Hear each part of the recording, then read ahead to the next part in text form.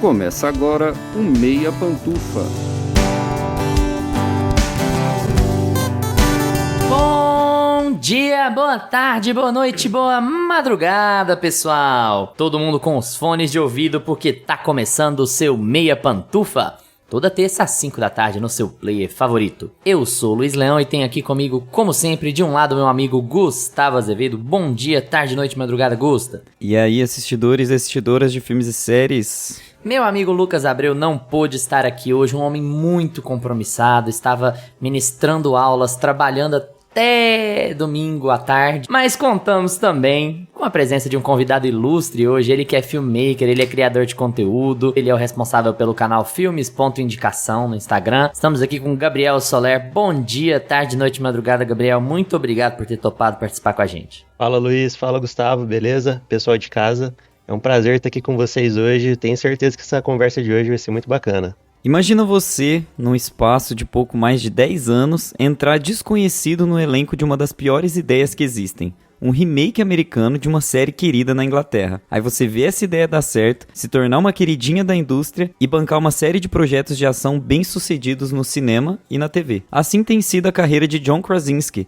mais conhecido como Jim de The Office, que em 2018 escreveu e dirigiu Um Lugar Silencioso, estrelado por ele e pela esposa Emily Blunt. Em 2024, tivemos a primeira versão do filme que não foi dirigida por ele, Um Lugar Silencioso, Dia 1, que transforma o barulhento projeto original oficialmente em uma franquia. O elenco desse prequel é tão bom quanto o dos dois filmes anteriores. Se antes contávamos com Emily Blunt, John Krasinski e Cillian Murphy, agora temos Lupita Nyong'o, Alex Wolff e Joseph Quinn, pra quem não tá associando o nome à pessoa, o menino que veio pra morrer em Stranger Things, levando a história pra uma outra direção. Mas, será que esse filme mantém o padrão de qualidade dos anteriores? Será que assim como na série que levou Krasinski ao estrelato, os criadores pegaram a arriscada e, assim, na minha opinião, meio insana ideia de fazer um prequel e acabaram transformando num sucesso? Qual é a força que esse universo apresenta com base em Um Lugar Silencioso Dia 1 para possíveis outros filmes? Só que antes da gente entrar no episódio, temos que passar os recadinhos de sempre, né?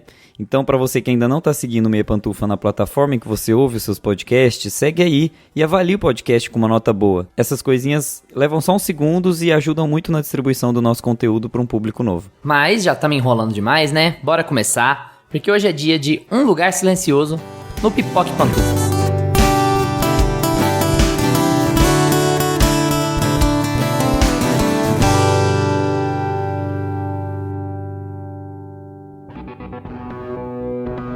Pipoque Pantufas.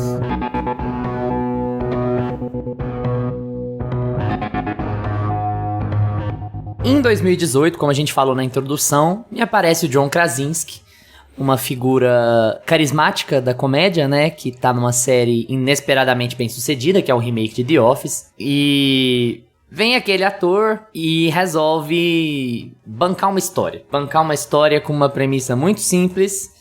Imagine um apocalipse zumbi em que você não pode fazer barulho.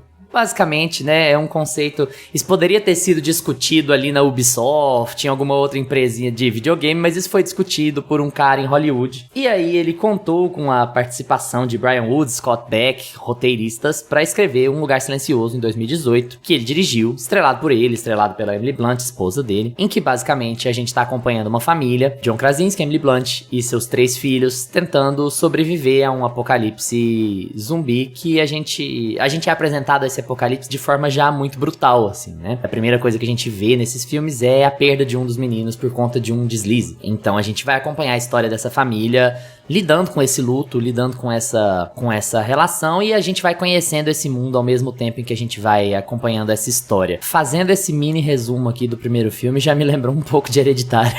Engraçado, nada a ver o Cuca Calça, como diz o outro, mas eu já tive um pouco essa impressão, assim, do primeiro filme. Mas, aqui como sempre a gente deixa o convidado na bucha de falar primeiro, o convidado é que dita o tom do debate. Então eu vou começar com o Gabriel, perguntando o seguinte, Gabriel, quando foi que você entrou em contato com essa franquia? E eu não gosto de fazer perguntas extensas, mas eu já vou dar um exemplo de por que isso é importante. Porque assim, pra mim, foi um furor, sabe? Eu mal fiquei sabendo do filme quando ele saiu, eu não cheguei a ver no cinema, mas era uma coisa do nada existe, e aí de uma hora pra outra, poxa, o John Krasinski fez um filme que todo mundo precisa ver, a Emily Blunt tá espetacular e não sei o que.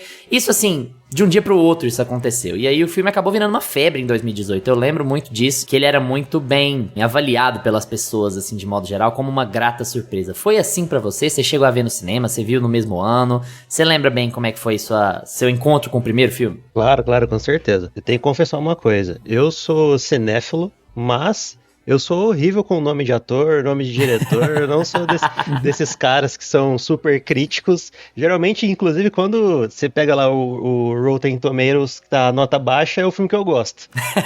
Sempre é assim, sempre dá dessa maneira. Filme que o pessoal xinga na internet falando que é ruim é o que eu mais gosto. Você pegar, tipo, Lanterna Verde, eu acho legal. É um filme que eu assisto e me divirto. Mas uma coisa que eu sou muito fã é filme de ficção científica e filme de terror. E, inclusive, o Lugar Silencioso juntou essas duas coisas aí. Então, eu lembro de ter assistido no cinema esse filme. Não me recordo muito bem se, na época, foi por conta da repercussão ou se eu falei assim, nossa, um filme novo de alienígena que eu gosto muito e de terror juntou, então vamos lá assistir. Mas eu lembro da minha experiência lá dentro. Porque, assim, a gente comprou pipoca, sempre leva uma bolacha pra comer no cinema, e foi horrível, porque o filme, ele te dá uma imersão que você não pode fazer barulho no cinema. Todo mundo faz barulho, come, né, mas chega, mas lá não podia fazer. Porque você ficava meio apreensivo de fazer alguma coisa assim. Mas foi uma experiência muito legal. E foi muito positivo esse filme aí. Me surpreendeu bastante. Pois é, imagina, né? Você tá num lugar silencioso. É o Enem, né? Hoje, o dia que a gente tá gravando, tem a segunda fase do Enem. Você tá lá, todo mundo concentrado, e tem um brother abrindo uma Ruffles de nacho, sabe? Alguma coisa assim. Ai. Exatamente. Gusta, é sua cara ter ido assistir esse filme no cinema também, viu? É aquela coisa que você esbarra, tô certo, tô errado, você lembra como é que você entrou em contato com ele primeiro? Eu não vi no cinema. Mas não é a sua cara você esbarrar num filme desse no cinema, você fala, gente, peraí. Peraí, que eu preciso assistir. Nossa, eu fiquei imaginando, assim, a reação do Gabriel pegando uma pipoca por vez, né? Tipo, não pode enfiar a mão no saco e fazer aquela barulheira. Nossa, que raiva, gente, sério.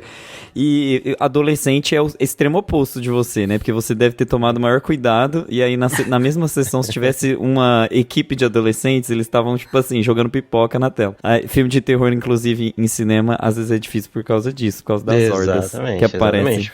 O pessoal fica rindo, conversando.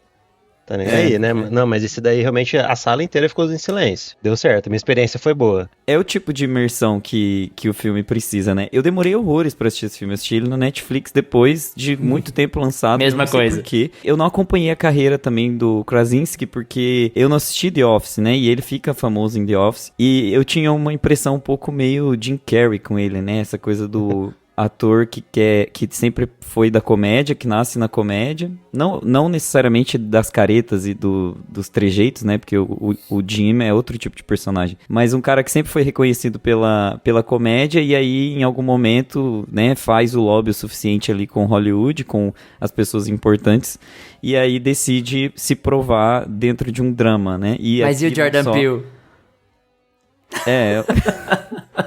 Tem esse detalhe também. É porque o Jordan Peele é mais do SNL, assim, né? Essa coisa mais caricata. Sketch, né? Mais sketch. Eu acho que The Office era mais contido também, né? Enfim, eu lembro muito do Jim Carrey, assim, da carreira dele. Não sei porquê, com o Krasinski. E aí, enfim, eu nunca fui muito simpático com ele, sabe? Apesar de eu conhecer e saber que ele era um queridão, assim, de Hollywood, que todo mundo gostava dele, acabou que eu não me interessei pelo filme, não sei porquê. E fui assistir horrores, assim, muito tempo depois. Mas eu assisti com as condições certas, como o Gabriel falou, em pleno silêncio, extremamente tenso, e foi incrível, assim, é uma experiência muito boa. É um filme que te deixa em suspensão o tempo todo. Você sempre está tenso no filme, porque sempre existe uma possibilidade de alguma coisa muito ruim acontecer, e eles já colocam isso desde o primeiro momento. O Luiz já antecipou, né? Tá na sinopse também, assim, é uma coisa dos 5, 10 primeiros minutos do filme mesmo. Então você já tem um filho da família principal ali morrendo nos 5, 10 primeiros minutos do filme. Então você sabe que o filme tá com o perigo muito eminente e essas situações muito eminentes no filme todo. Então ele exige que você fique quietinho, que você fique na ponta do pé, que você fique, sabe? Tem que estar com atenção e a atenção também, assim, sabe? É um filme que te exige pouco no sentido de ser um entretenimento muito gostoso. É uma franquia que te exige pouco no sentido de ser um entretenimento muito gostoso, mas te exige muita atenção, assim, a esses detalhes, sabe? A você ficar quietinho, a observar o som, a ter paciência, porque ele vai chegar em algum ponto. Então, eu gosto muito da franquia. Gosto dos três, sabe? No frigir dos ovos eu gosto bastante. Eu gosto muito do primeiro filme. Eu acho o primeiro filme muito bom, assim. Tem certas coisas que são muito engraçadas sobre o John Krasinski, assim, se a gente for comentar. Ele vem da comédia, da sitcom, né? Ele é um ator e tal, e ele consegue fazer certo nome pra bancar projetos, porque The Office era um sucesso extraordinário. Eu acho que o fato de The Office acabar sem o Steve Carell puxa muito foco pra ele também, mesmo que as últimas temporadas sejam de doer, assim, ele vira o principal nome ali da série. Se você considerar que o cara tá na TV como um líder de uma série por 2 anos, assim, sendo que alguns anos atrás ele não era nada, eu acho que é muito relevante pra reforçar o nome dele, mas daí vem muito também o que os caras vão fazer com isso, né, porque a gente fala muito aqui no podcast sobre a relação ruim que as pessoas têm com a TV, com relação a sitcom, né, como se quem tá na TV não soubesse atuar, e é um estigma que tem acabado muito com as estrelas de cinema indo fazer série pra Apple, pra Max, essas coisas, mas é um estigma, existe, assim. É muito raro você ver grandes elencos de sitcom vingarem no cinema, vingarem em outras coisas.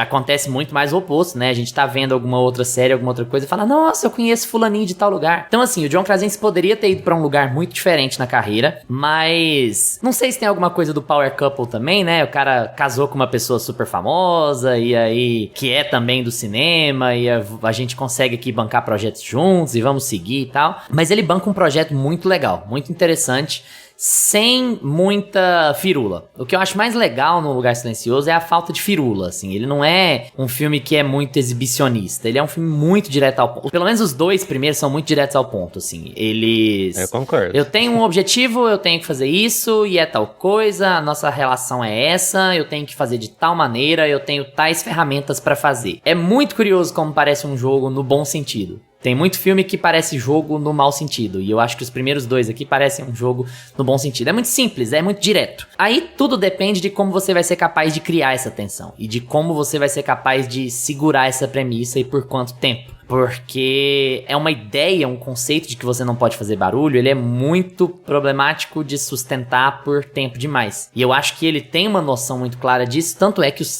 se você juntar os 3 filmes, eu acho que você não tem 5 horas de conteúdo, assim. Todos eles têm 1h40, 1h30, alguma coisa do tipo. E eu acho que isso é essencial pra você investir na história. E o primeiro filme pegou todo mundo de surpresa, porque ele faz isso muito bem e de maneira muito hollywoodiana, de maneira muito acessível. Ele não é um filme de caráter muito diferentão, ele não é um RRR que é lunático, que é absurdo, sabe? Ele é bem Hollywood. Se você cometer tal erro, tal coisa vai dar errado. Se você pisar num caco de vidro, e você vai ter que sair correndo. E é isso, assim. E eu acho muito legal também da ameaça, do tamanho da ameaça, especialmente no primeiro filme, sabe?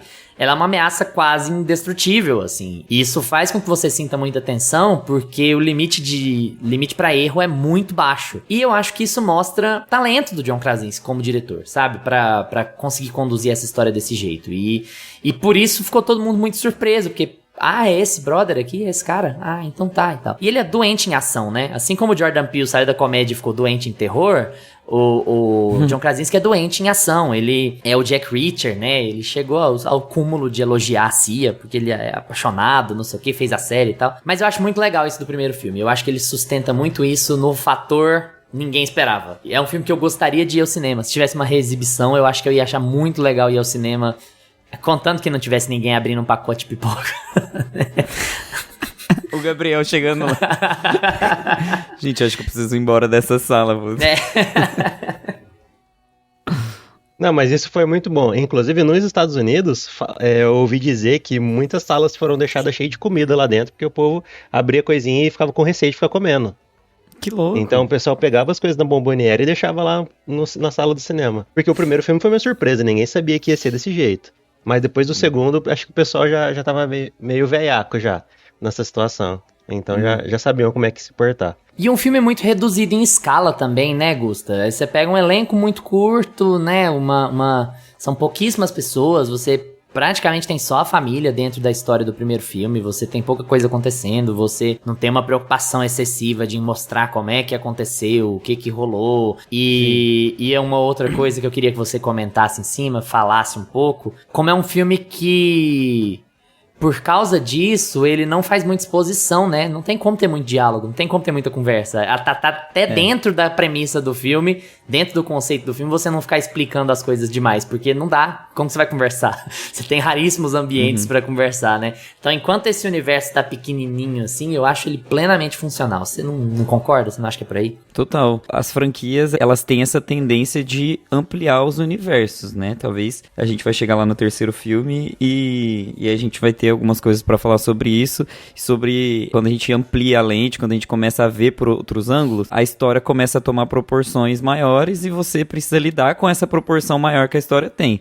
Então, no começo, o primeiro filme, ele é tão simples em temática, em ambição, em enredo. Até os personagens, eles são guiados por um sentido muito básico, que é a sobrevivência, que é essa questão toda da paternidade, né, de cuidado da família. Então é uma coisa muito simples da gente se relacionar. Todo mundo consegue se relacionar com isso. A gente tem uma comunidade aqui pequena, de 4 pessoas, a gente precisa salvar aqui todo mundo que tá aqui dentro, a gente se ama, é uma família e tudo mais, e a gente vai se blindar dos perigos externos, e é isso, o filme é basicamente isso. Então, ele consegue fazer, desde os primeiros 5, 10 minutos, ele já consegue trazer o conflito, então você já assimila que o perigo é aquele, o problema é aquele, a fonte de sustentabilidade daquela família é aquela, é o silêncio, Então, é isso. Então você só precisa contar com poucos argumentos, com poucos itens ali pra você comprar a ideia do filme, sabe? No fim das contas.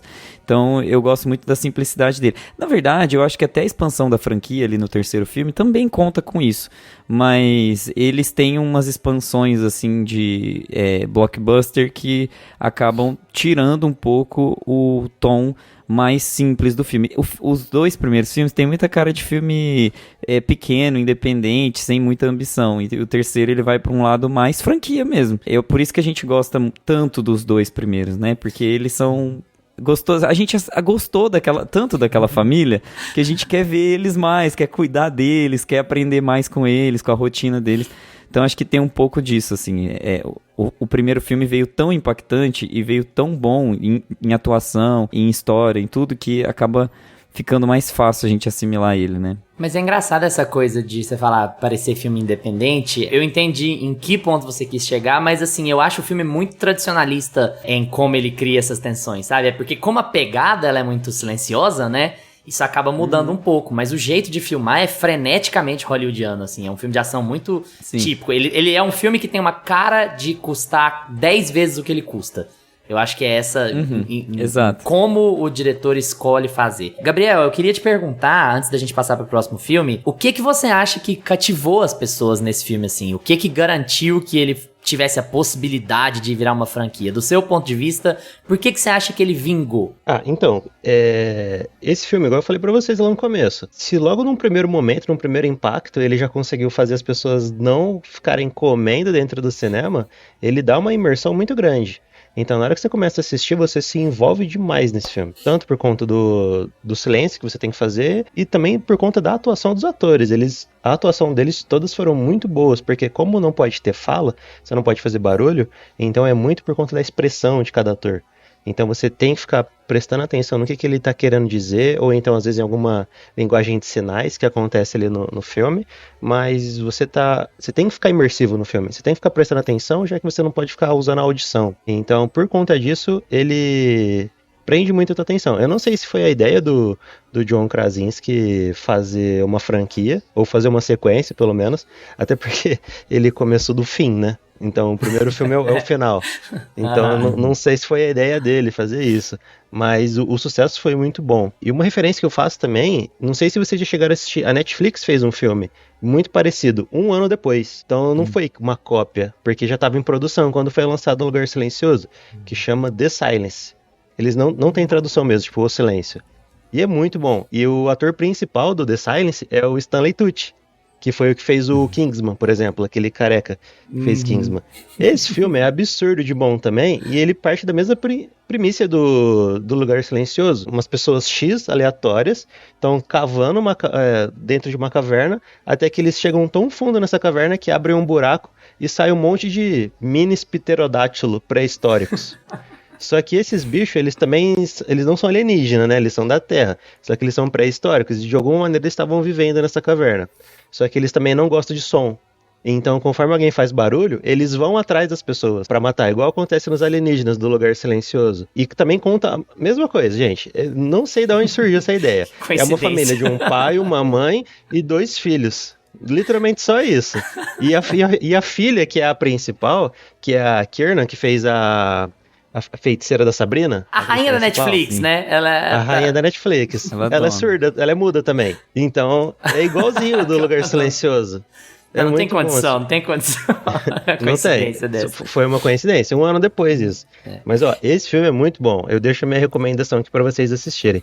Porque ele também, além de ter essa questão aí dos pássaros atacando todo mundo, na hora que eles estão fugindo da cidade, que eles falam assim, a cidade faz muito barulho, a gente precisa ir pro campo. Na hora que eles chegam no campo, eles vão numa cidadezinha muito pequenininha, aquelas cidadezinhas de interior dos Estados Unidos. Eles encontram como se fosse uma seita religiosa lá que cortou a própria língua pra não poder falar. Super então tranquilo. É muito da hora esse filme. Graças a Deus. Muito da hora mesmo. Muito da hora. Também, e o filme também, tava olhando aqui, também tem a duração muito curta, né? Não, igualzinho. Não, igualzinho. É uma enorme coincidência, né? Não tem condição. Antes da gente passar pro próximo filme, eu só queria falar um comentário que acabou que nenhum de nós falou, assim, que eu acho que é o principal fio de tensão desse filme, assim. Eu acho que o Gabriel matou a charada sobre... O filme te obriga a prestar atenção nele. Se você não prestar atenção nele, ele não vai funcionar. Ele não vai valer de nada pra você. Então, e eu acho que isso reforça o boca a boca, né? Se você entra no cinema e você é obrigado a prestar atenção, você presta atenção em tudo e você vai falar pros seus amigos, nossa, que massa isso aqui. Mas eu acho que o que é mais tenso é você ser jogado nesse mundo, você saber que qualquer barulho vai te ferrar e você tá acompanhando a história de uma mulher grávida. Então, assim, todo o conceito de você imaginar um parto num mundo desse, ele já é nervoso por si só, ele já te amarra por si só. Você fala assim, nem pra dizer a favor, nem contra o filme nesse quesito, mas você já sabe que o filme vai acabar com o parto, sabe? Porque é a situação mais tensa que tá rolando ali. Você vai ter que ver aquilo acontecer. Mas a sua ansiedade vai te levar até lá tranquilo. Você fala assim, ó, como é que ele vai lidar com isso? É até uma coisa que eu acho que a gente vai debater bastante nos próximos filmes, especialmente o terceiro, mas é até que limite você vai conseguir levar a premissa de forma crível. A gente debate muito aqui no podcast sobre lógica, sobre avaliar filmes com excesso de lógica e tal, mas eu acho que isso depende muito do filme. E um filme com esse conceito, um filme com essa ideia, ele vai depender muito da lógica para ele se sustentar, porque ele demanda a sua atenção, né? Então, se ele obriga que você preste atenção em tudo, você vai ficar mais exigente em entender como é que aquela história vai se amarrar. E é surpreendentemente bom como eles lidam com o parto da personagem da Emily Blunt nesse primeiro filme, assim. Surpreendentemente bom. Você fala, não, amarrou isso aqui com chave de ouro. Não, agora, beleza. Entendi, tá explicado. E dá a ponta pro segundo filme, que é um outro problema, né? Que é como é que você vai manter um recém-nascido calado num mundo desses. Que é basicamente a estrutura, esse fio, né? Se eu for falar da gravidez dela no primeiro filme, eu acho que a estrutura de manter um bebê, de criar um bebê sozinha, criar 3 filhos sozinha no segundo filme, é o elemento de tensão principal dele, assim.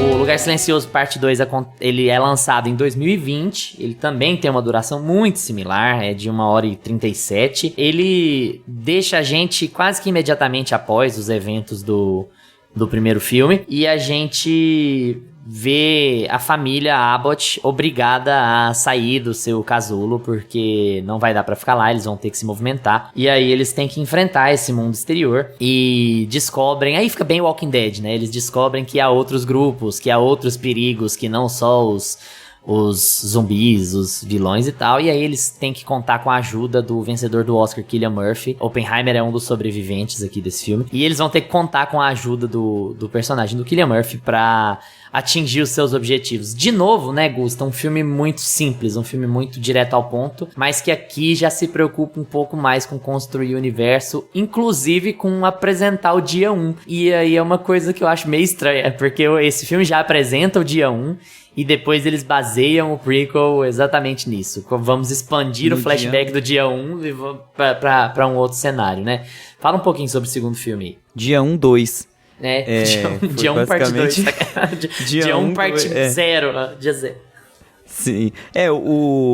O segundo filme, ele começa mostrando o dia 1 no ponto de vista da família Abbott, né? Como eles conseguiram... O filme já começa com os asteroides caindo na Terra e os bichinhos ali, fofinhos, se alimentando, né? Porque eles precisam comer. Então, pro John Krasinski levar um crédito de ator também, além de diretor. É só pra isso. Só pra falar, não, ele atuou e dirigiu. Ele atuou uns 10, 15 minutos, exato.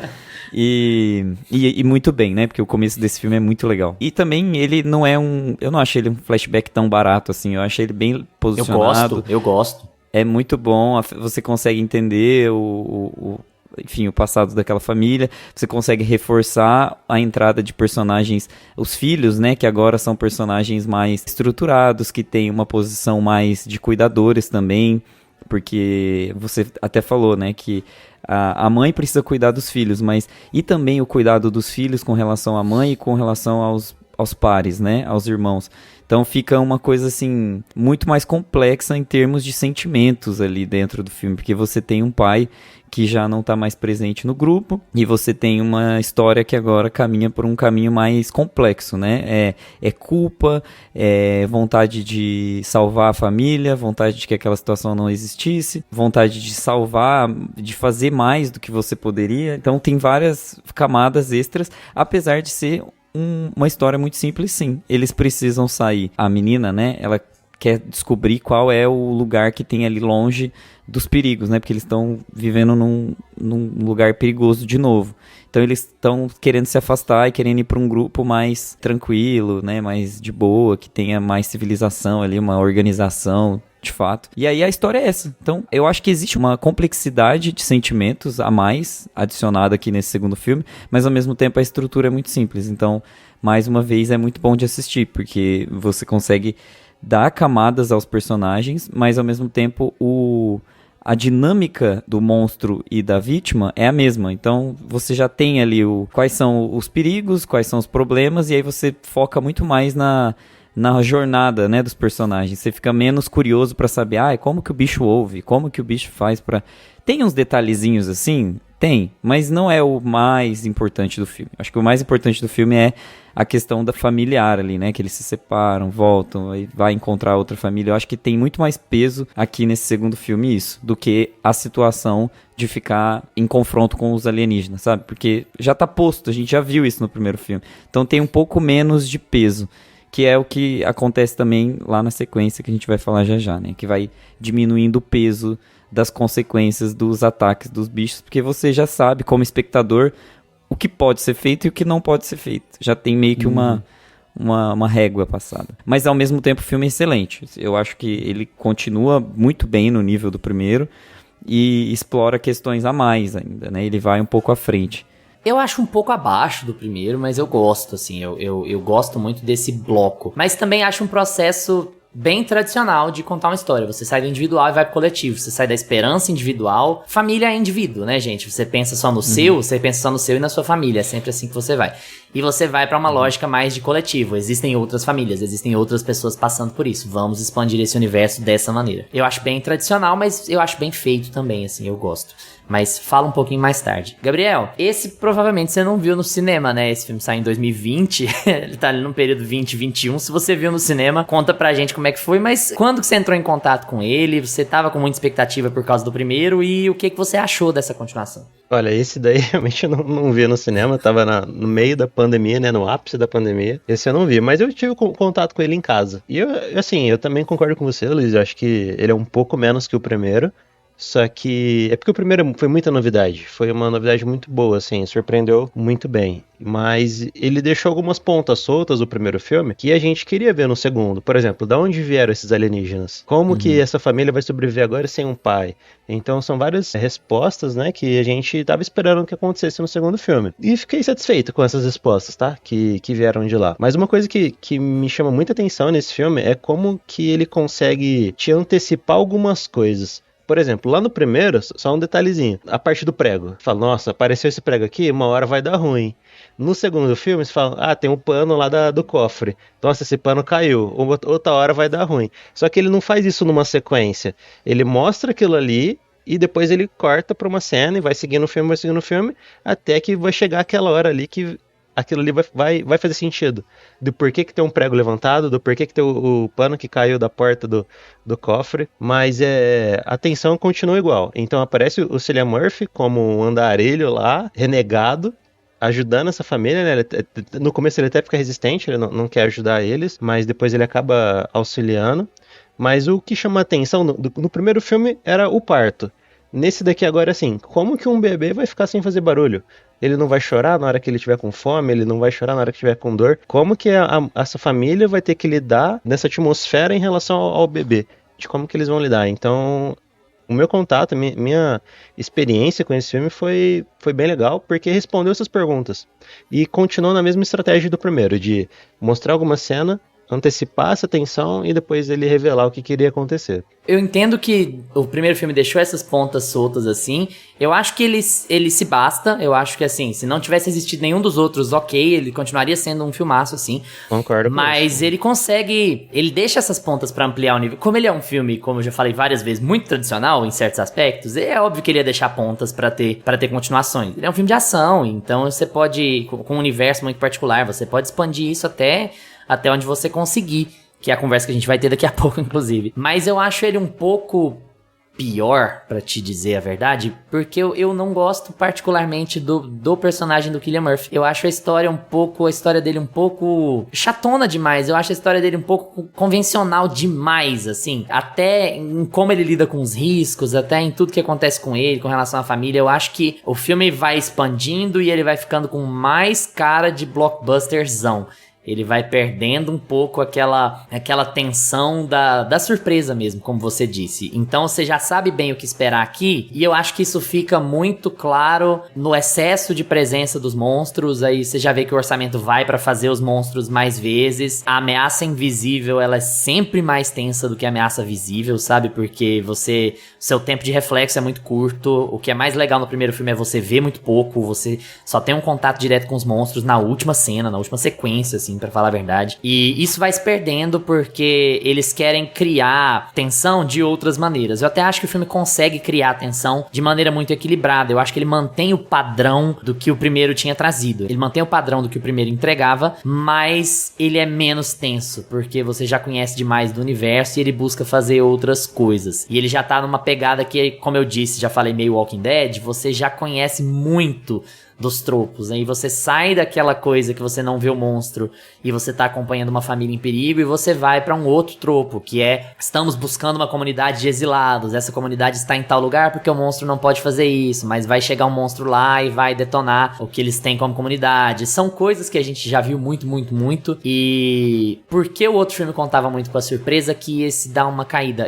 Tudo isso que eu tô dizendo, eu gosto do filme, mas eu já acho ele um pouco tradicional demais, assim, já mostra pra onde a história tá indo, e que eu acho que vai culminar no prequel, esse tradicionalismo de como contar a história, assim. Mas eu acredito, ao mesmo tempo que eu tô dizendo tudo isso, que pra mim a melhor sequência dos 3 filmes até agora tá nesse, que é a sequência da estação de rádio. Eu acho excelente a sequência da estação de rádio. Eu acho que ali é como eles conseguiram pegar o ponto do que fazer com esse monstro. Agora que a gente já sabe como ele é, como ele age, o que bloqueia ele, como que a gente vai criar o máximo de tensão possível dentro de um espaço super fechado. A iluminação tá fantástica nessa cena, assim, é onde o filme é mais ousado, mais chamativo, né? Onde você olha e fala, nossa, que legal, essa sequência tá muito bem feita, tá muito bonita. E é a última sequência do filme, né? O clímax do filme, do segundo filme, é essa sequência na rádio. E eu acho ela muito bem executada e muito tensa. Eu acho que se eu fosse pegar um trecho pra falar pra um desconhecido, assim, olha, o que você acha que resume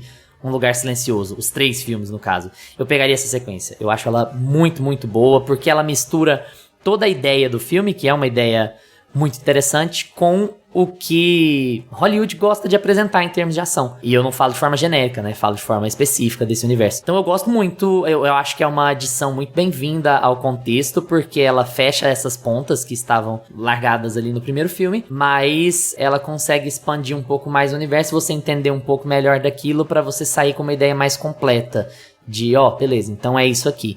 E assim como eu falei do primeiro, eu vou falar do segundo. Se tivesse acabado aqui também, fechou. Eu fiz 2 filmes nesse universo, eu já contei o que eu precisava contar, eu coloquei essa família relativamente a salvo, do jeito que dá pra ficar a salvo nesse universo, mas coloquei eles relativamente a salvo e coloquei uma outra pessoa pra ajudar a família, coloquei uma outra comunidade pra ajudar a família, a gente vai conseguir, vai ficar tudo bem, dentro do possível. Eu acho que seria uma boa conclusão, não foi uma conclusão, tudo bem, a gente vai falar sobre isso, mas eu acho que seria uma boa conclusão.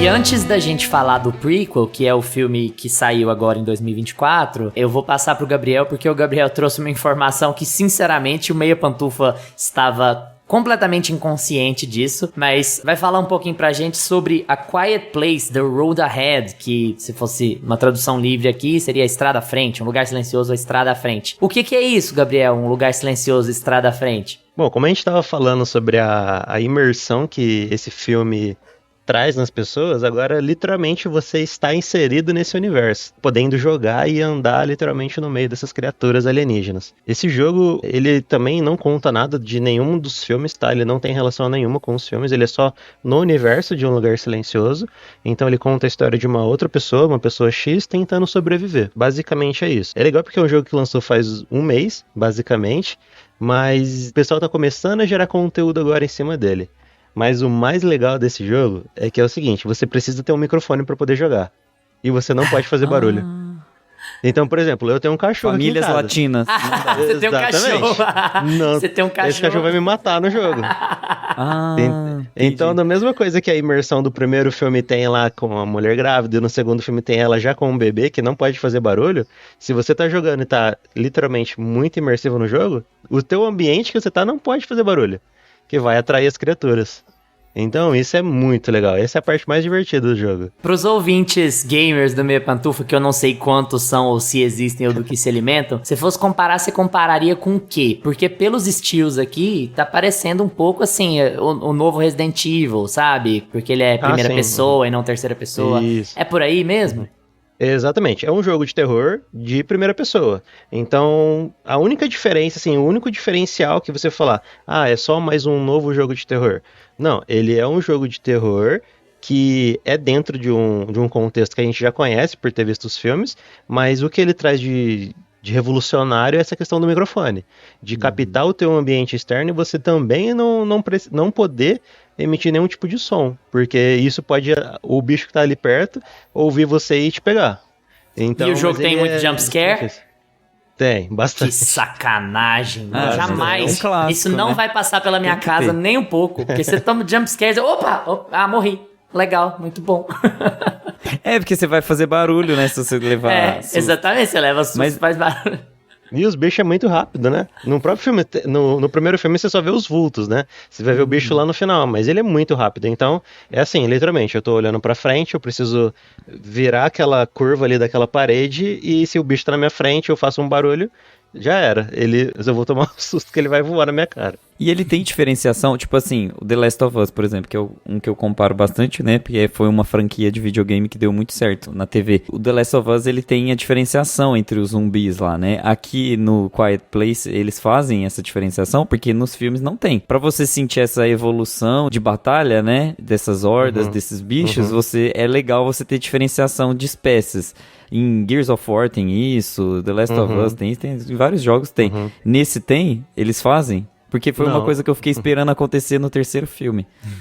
E no jogo, então, também não acontece. É só o também mesmo. não. É só o mesma espécie lá do alienígena, mas você Aham. também acaba encontrando algumas pessoas. Igual no The Walking Dead, que no começo da série a ameaça era os zumbis. Depois de uma certa parte, as ameaças se tornam as pessoas, né? Sim, Então, sim. nesse filme, nesse jogo também tem essa questão.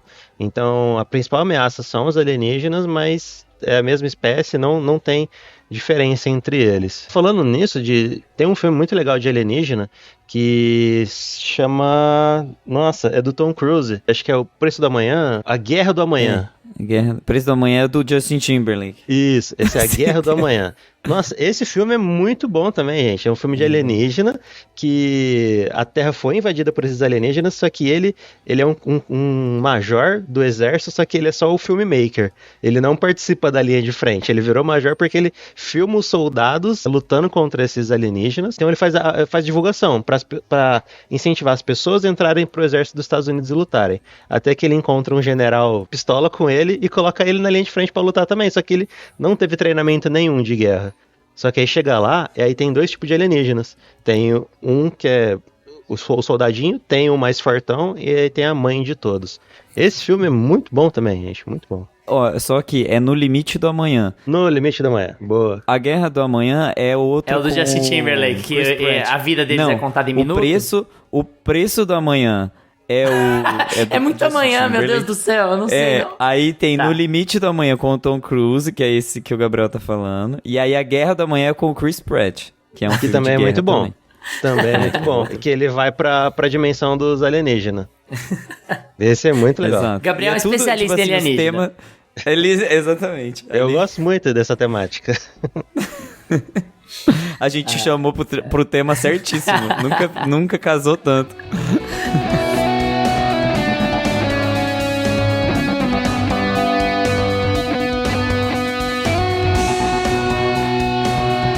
E agora, em 2024, no ano de gravação, de lançamento desse episódio, a gente tem Um Lugar Silencioso, dia 1. Também 1h39, um filme super curto. É o primeiro dos 3 filmes que não é dirigido pelo John Krasinski. Ele é creditado somente como criador da história, né? Como conceitualizador, o que quer que seja. O filme é dirigido pelo Michael Sarnowski, que também tem crédito de roteirista na história. Aqui a gente acompanha a Samira, que é interpretada pela Lupita Nyong'o. Ela tá com câncer. Ela mora num... O termo é asilo, né? Alguma coisa assim. Ela mora numa casa de recuperação, é uma espécie de hospital, alguma coisa assim, com outros pacientes terminais. E ela tá achando tudo uma merda, a vida tá uma bosta, porque ela acha que vai morrer. Ela só tem o gato dela, que é aquele... O animal de terapia, né? Que eles põem pra pessoas doentes, pra consolar e tal. Ela costumava ser uma escritora e ela tá achando tudo uma merda lá na vida. E um belo dia, um lindo dia, eles vão pra uma excursão em Nova York, onde ela morava, né? Eles vão pra ilha, né, pra Manhattan. Ela vai pra um show de marionete, enganada, né, ela não achava que ia pra um show de marionete. E ela fala pro enfermeiro / amigo dela, o Alex Wolff, já que a gente falou de Hereditário, né, o Alex Wolff tá ali, que ela quer comer uma pizza. E ele prometeu que ia levar ela pra comer uma pizza no Brooklyn, mas não vai dar certo porque estão acontecendo umas coisas erradas, meio esquisitas na cidade, eles têm que sair correndo. E, como não é de surpreender ninguém, é o dia 1,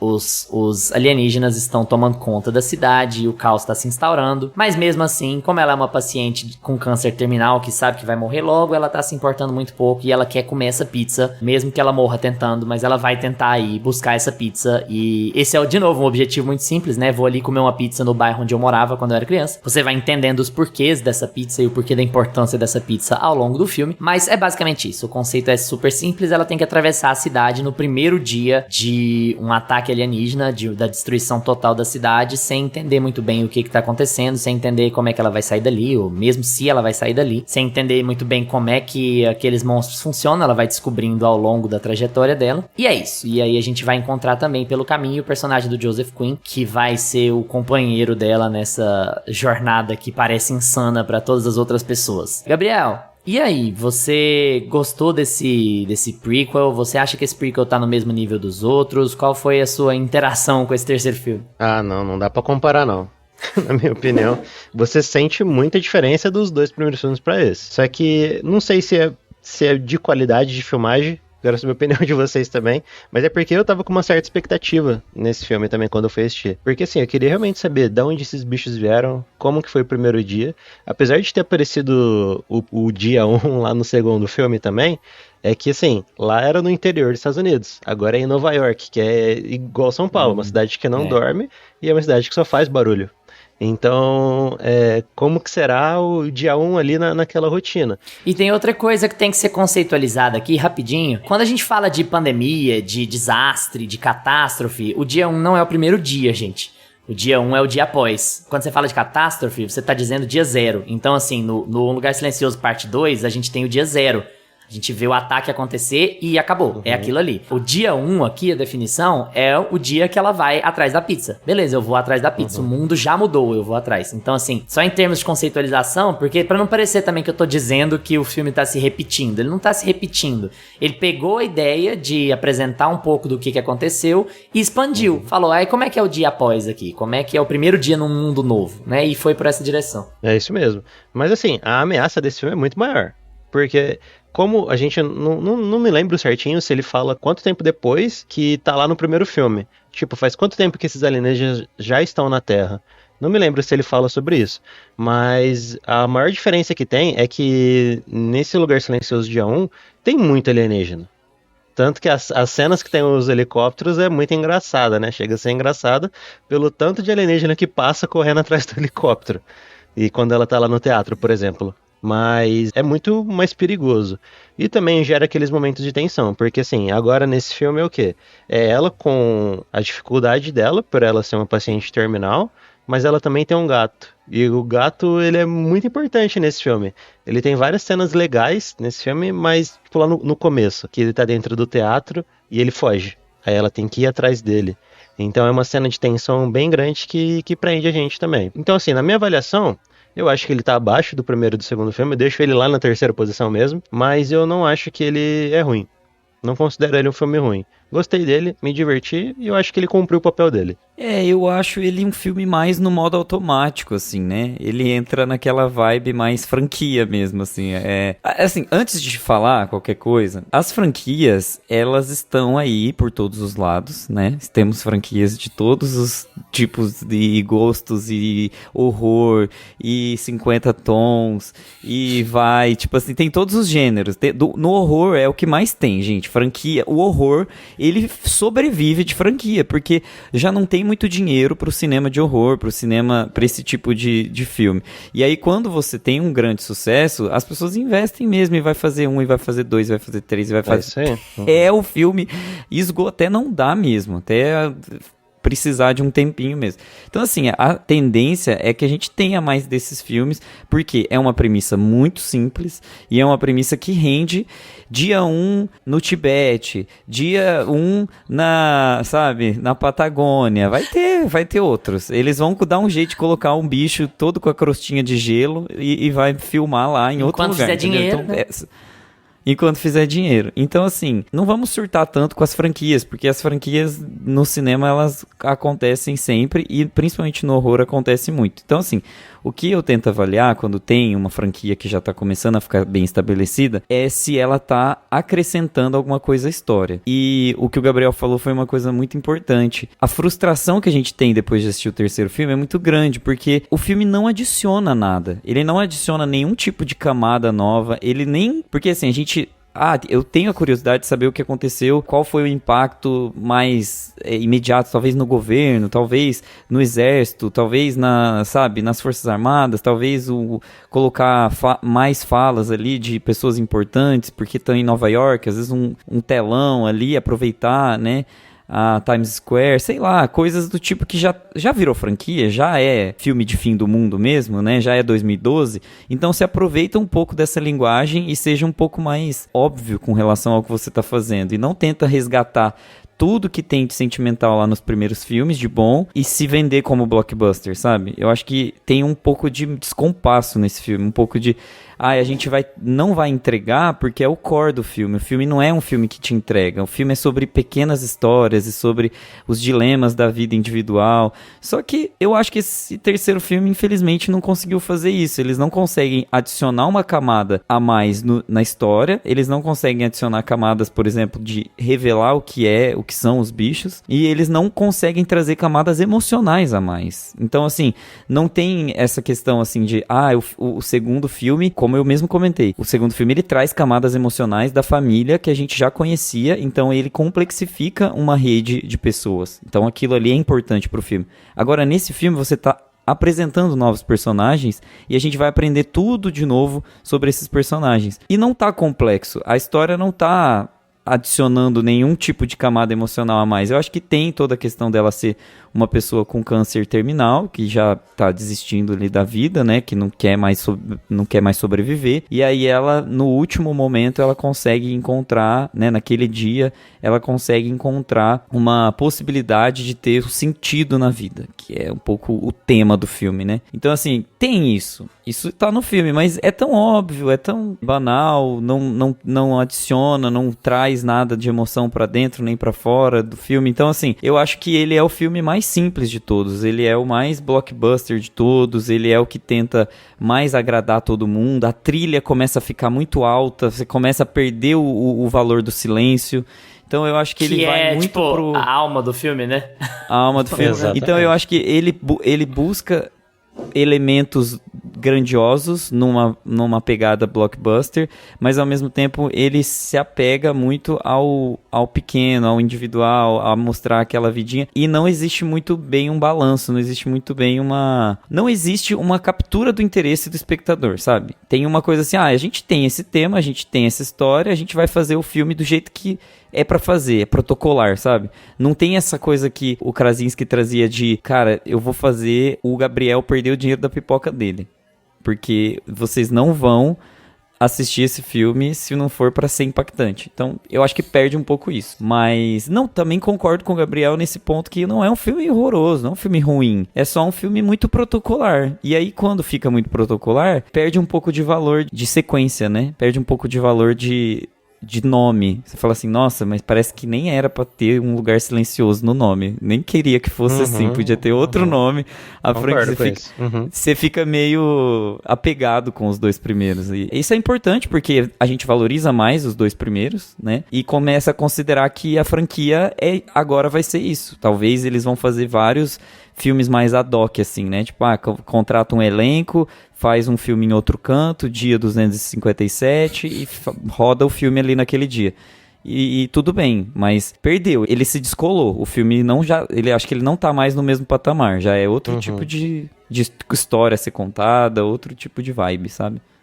Eu falo que o maior erro desse filme, Gustavo, é que, assim, ele foca demais na Lupita. Ele não foca no problema, não foca nos alienígenas, na questão de fazer o silêncio. Ele foca muito na história dela. Tanto que, por exemplo, tem uma hora lá do filme que tá todos os sobreviventes em silêncio, numa multidão, indo pra um canto, porque acho que eles vão pra um navio, alguma coisa assim, e estão indo pra algum lugar pra se salvar.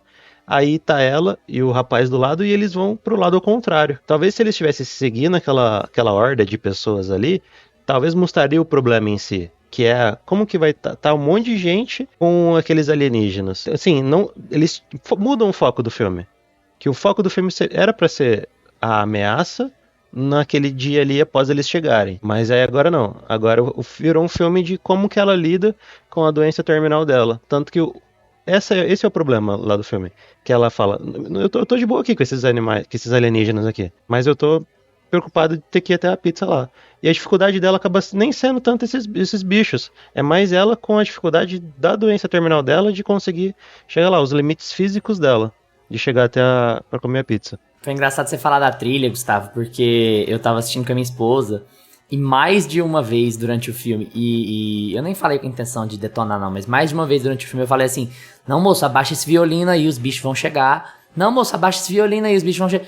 Porque usei muita palavra tradicional hoje, né? Esse filme é a prova de que existe uma enorme diferença entre você ser tradicional e ser genérico. Esse filme é genérico. E é o grande problema dele, assim. Pra mim não deu. Pra mim não colou. Eu não fiquei nada agradado. O diretor atual, Michael Sarnoski, não tem a menor ideia do que fez os outros dois filmes funcionarem. Filme que tem a maior cara do mundo de diretor contratado. Definitivamente esse é o filme que tem o maior orçamento. E ele é o mais feio. Ele tá com aquele problemão que a indústria toda tá do blockbuster, né? Quando você quer impactar todo mundo, mas você não mostra nada, você deixa tudo cinza. É poeira, é cinza o tempo inteiro. Você dá o medo é espreita, mas tá tudo pálido, tá tudo sem sal, tá tudo... Os outros filmes não são pálidos, gente. É só bater o olho. Você vê que os dois primeiros filmes não são pálidos, eles são coloridos. Eles são assim, eles têm cor, eles são saturados. Esse filme aqui, ele é manco, igual todos os blockbusters estão saindo, aquela coisa meio, eu quero ser verossímil demais, alguma coisa assim. Então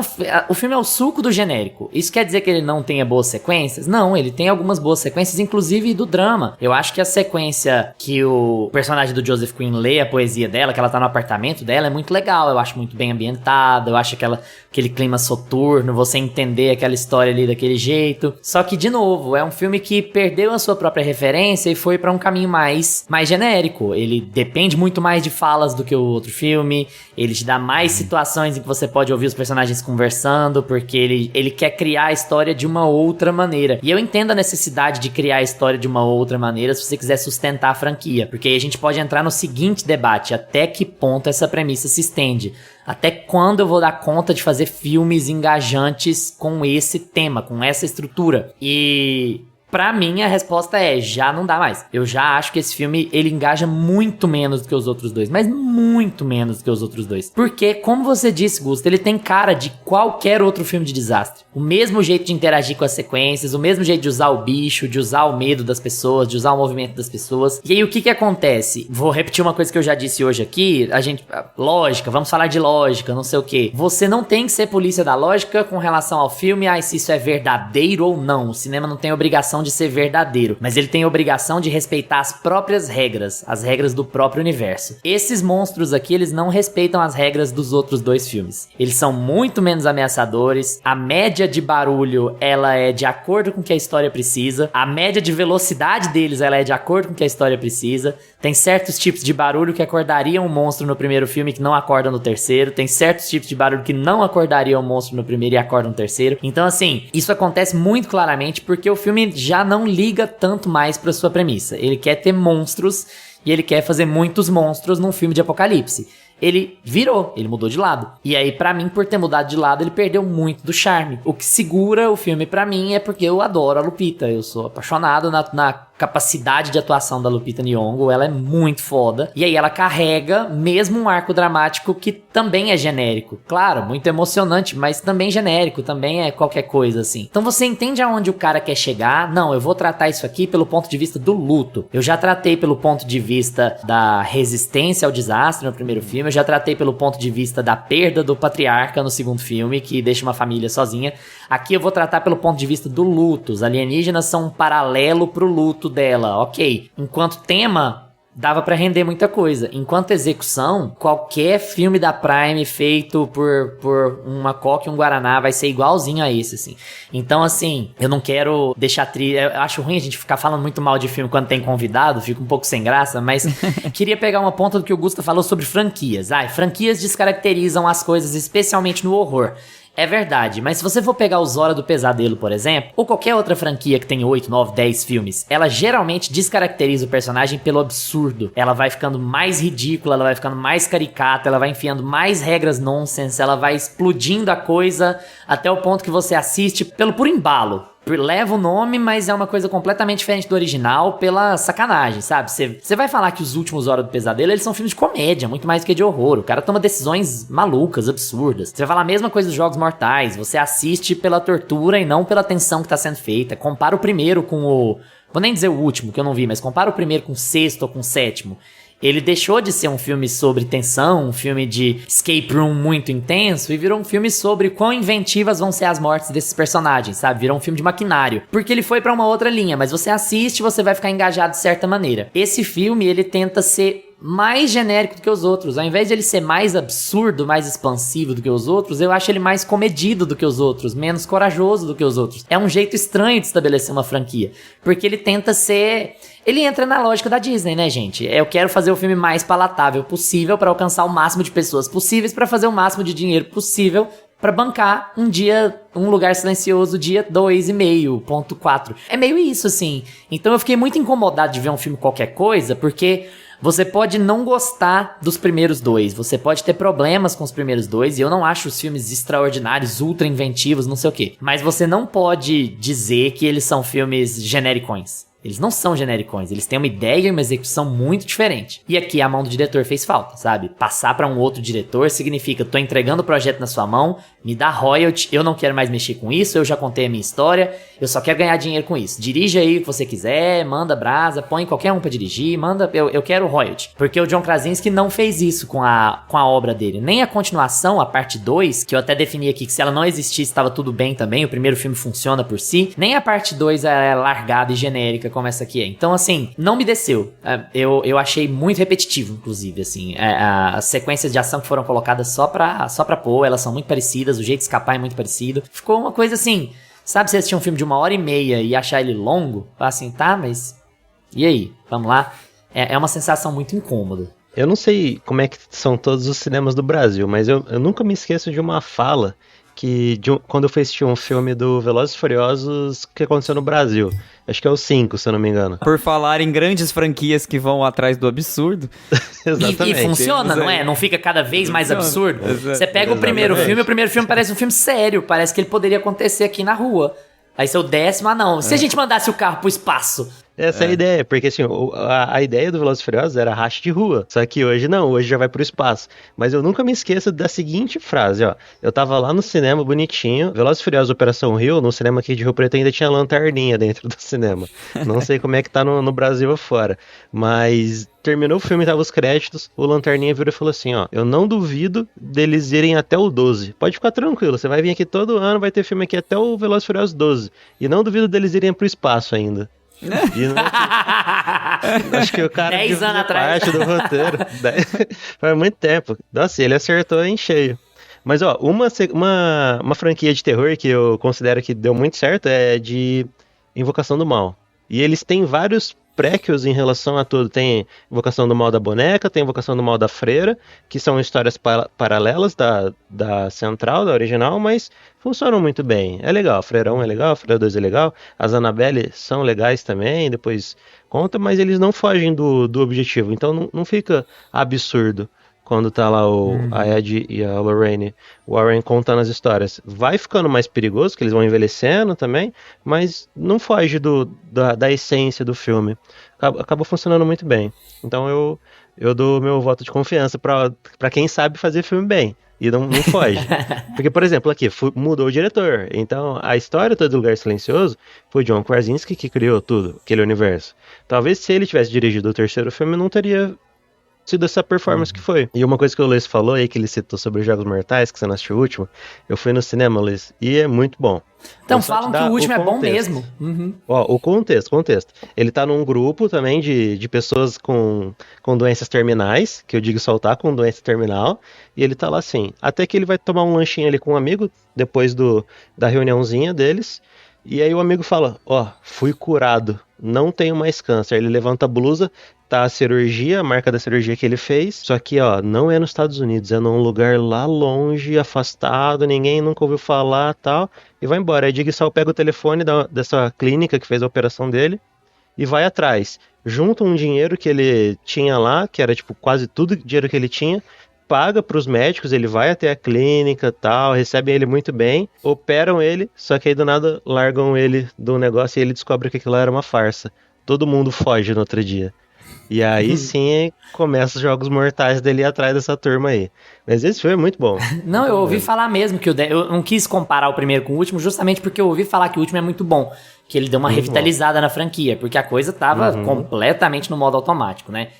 Tava. 10 filmes, incluindo muito. um com Chris Rock, por algum motivo, assim. Gusta, vou perguntar pra vocês dois, mas vou começar contigo. O que Um Lugar Silencioso Dia 1 deixa de impressão pra você sobre a vitalidade dessa premissa, a vitalidade desse universo e expectativa pra possíveis, prováveis, né, futuros filmes, já que o filme foi bem sucedido financeiramente? Eu acho que fraca, né? Eu acho que é pouca vitalidade, porque é um filme que perdeu um pouco o senso do que é importante para o universo, né? A gente tem vários momentos em que você não se importa com nenhum personagem, isso assim, várias vezes, em 1h30 de filme você não se importar com os personagens, sabe? Tipo, você tem uma protagonista que tá fadada a morrer, aí você tem um amigo da protagonista que ela não gosta, aí você tem depois, que era o enfermeiro, né, no começo, aí depois você tem a apresentação no meio de um filme de 1h30, no meio do filme, 40 minutos de filme, você tem um outro personagem, e aí você precisa se importar com aquele personagem, e você tem que contar com o carisma inabalável de todos os atores, porque se você depender do texto, você vai por água abaixo, porque não tem uma entrega de texto, tem uma entrega de atuação. Então, eles são tão legais, são tão carismáticos, que você não quer ver a Lupita morrendo, né? Você não quer ver, entende? Esse é o ponto. Você não quer ver a Lupita morrendo, você não quer ver o Joseph Quinn morrendo, você não quer ver o Alex Wolff morrendo. Então, são questões mais atreladas à qualidade dos atores do que à qualidade da história e da direção. Então, perdeu. A gente perdeu aqui a carinha de projeto que nasce com uma ideia muito original e que a gente vai assistir pela ideia original, sabe? Você não vai assistir só pelos atores, tem que ter um conjunto, tem que ser a coisa toda.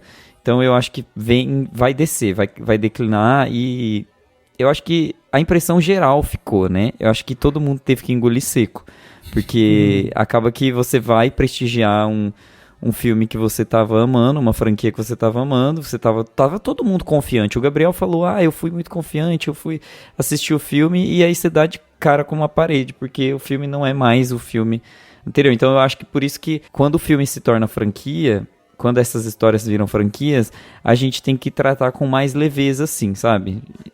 Vai ser um filme genérico mesmo, não vai ser mais o projeto original, e deixa eles ganharem o dinheiro deles até eles darem conta. Aí você às vezes você ainda pesca uma coisa ou outra boa, né? Você ainda pesca algum momento ou outro bom, você ainda pesca algum filme um pouco melhor, né? Mas você já jogou...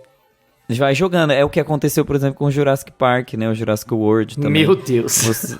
É triste, porque eu já não vou mais no cinema ver Jurassic, né? Tipo, eu espero chegar no VOD, no streaming, pra pensar se eu vou dar play. Porque já virou uma dinâmica tão caótica, assim, de história, que eu acho que também tá indo um pouquinho pro absurdo, né? Mas já entrou numa dinâmica tão assim, FX e atores famosos e qualquer história, que chega uma hora que você fala assim, cara, eu nem vou no cinema ver isso, né? É uma decisão pra gente, proletariado que paga esses cinemas de rede que tá caríssimo cada dia que passa, você fica, eu acho que eu não vou assistir isso não, eu vou deixar pra depois, assistir em casa num lugar silencioso. Gabriel, e aí, sua expectativa, a expectativa que esse filme deixa pro futuro da franquia, você tá animado com as próximas possibilidades, o que esse filme deixou de caldo pro futuro dessa história? Olha, o que esse filme deixou de legado pra mim, pelo menos, foi frustração. Então, assim, eu considero que muito que o sucesso dele foi por conta dos dois primeiros. Então, é aquela empolgação. Nossa, o primeiro foi muito bom, o segundo foi muito bom, preciso ver o terceiro pra saber o que aconteceu no dia primeiro. Acho que isso foi o que causou o sucesso desse filme, porque a repercussão dele em relação à qualidade do filme foi muito ruim. Então, se acontecer um quarto, eu duvido que vai ter o mesmo sucesso, ou então, pelo menos faturar o tanto que ele faturou agora como um terceiro filme. Então, não duvido deles fazerem um quarto, justamente por ter lucrado ali 200 milhões de dólares, mas eu não vou no cinema mais assistir. Inclusive, quando eu vou no cinema, assim, eu tô no shopping, né, passo ali pelo cinema com a minha esposa, a gente vai falando assim, isso daí é legal, vamos ver? Vamos. Isso aqui, não sei, vamos esperar sair no streamer. Então, talvez se acontecer um Lugar Silencioso Day 2, Aí a gente vai esperar sair nos streamers pra assistir. Um lugar ainda mais silencioso. Um lugar silenciosíssimo, alguma coisa assim. Ou um lugar barulhento. Exatamente. Então, esse é o legado que ele deixou pra mim.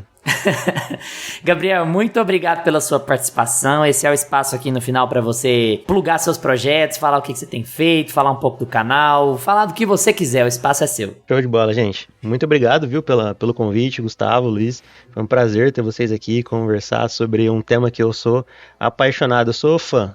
Então, eu já ouvi o Érico Borgo lá do Omelete falar, eu sou fã e quero service, eu sou esse cara, eu sou do povão.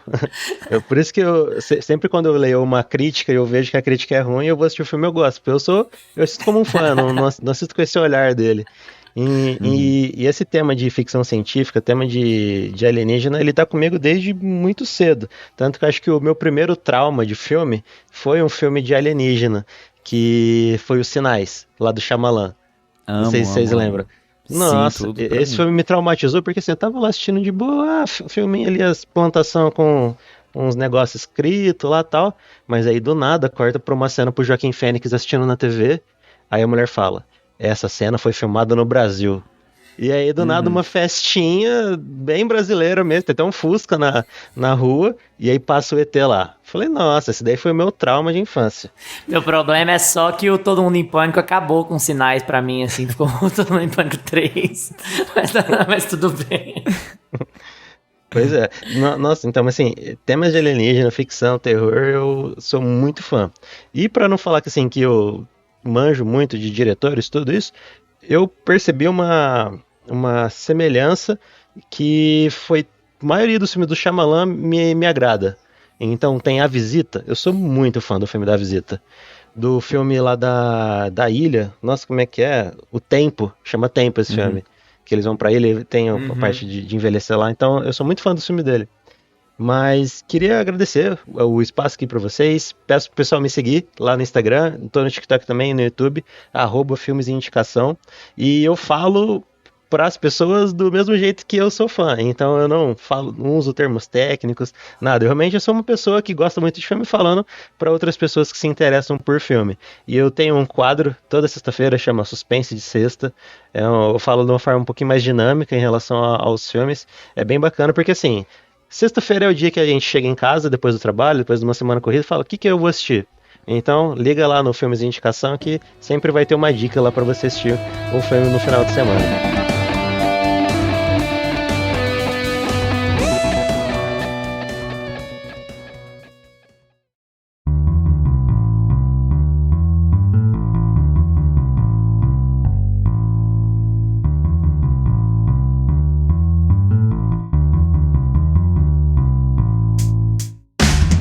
E agora com vocês, já assistiram Um Lugar Silencioso? Um Lugar Silencioso parte 2, Um Lugar Silencioso dia 1, Um Lugar Silencioso ataca novamente?